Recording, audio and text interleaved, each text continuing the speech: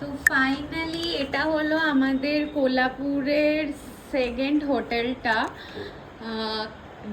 কারণ এটা বলেনি, এখানে দাঁড়িয়ে আগে বলেনি কি হয়েছে কেসটা।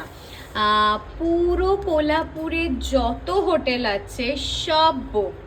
মানে আমরা যে হোটেলটায় কালকেও ছিলাম সেটাও ফুল ছিল, আর আমাদের মানে আসার আগে জাস্ট হোটেলটা সেম হোটেলই ক্যান্সেল করে দিয়েছে। তো তাও রিকোয়েস্ট করে একদিন কনফার্ম করা গেছিলো, আর ফাইনালি এটা আর একটা কোনোভাবে সানি জোগাড় করেছে। বাকি আর কোনো জায়গায় যত হোটেল আছে লাইক 3 স্টার 4 স্টার 5 স্টার সব সোল্ড।